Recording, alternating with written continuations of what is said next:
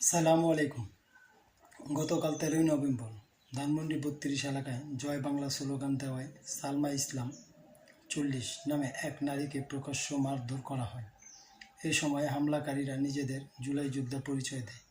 সেই জুলাই সন্ত্রাসীরা ওই নারীকে বেদর পিটিয়ে পুলিশের হাতে তুলে দেয়। ভিডিওতে দেখা যায় হামলাকারীদের মধ্যে এক নারী সবচেয়ে বেশি আক্রমণাত্মক ছিলেন। যাচাই করা তথ্য জানা যায় ওই নারীর নাম জান্নাতারা রুমী। জন্ম 15 মে 1995। পিতা মোহাম্মদ জাকির হোসেন, মাতা মোসাম্মদ নূরে আক্তার বেগম।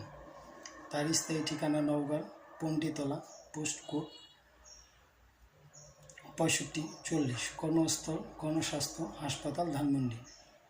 রাজনৈতিক পরিচয় এনসিপি ধানমন্ডি 10-এর যুগ্ম সম্পাদক। দুঃখজনকভাবে হামলার 24 ঘন্টা পেরিয়ে গেলেও ফ্যাসিস্ট ইউনিটের প্রশাসন হামলাকারীদের বিরুদ্ধে কোনো ব্যবস্থা নেয়নি, বরং ভিকটিম সালমা ইসলামের বিরুদ্ধে জুলাই আন্দোলনের একটি মিথ্যা হত্যা চেষ্টার মামলা দায়ের করেছে। তার অপরাধ ছিল শুধু একটি স্লোগান দেওয়া। দেশে এখন উল্টো বিচার চলছে, যেখানে অপরাধীরা আইনের বাইরে থাকে আর ভিকটিমকে গ্রেপ্তার করা হয়। অবৈধভাবে ক্ষমতা দখলকারী ফ্যাসিস্ট ইউনিটের সরকারের আমলে এখন কেউ নিরাপদ নয়।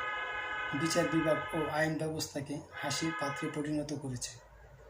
মানুষ ন্যায় বিচারের বদলে ভয় আর অনিশ্চয়তার মধ্যে দিন কাটাচ্ছে, আর অপরাধীরা ক্ষমতার ছায়ায় নির্বিঘ্নে ঘুরে বেড়াচ্ছে।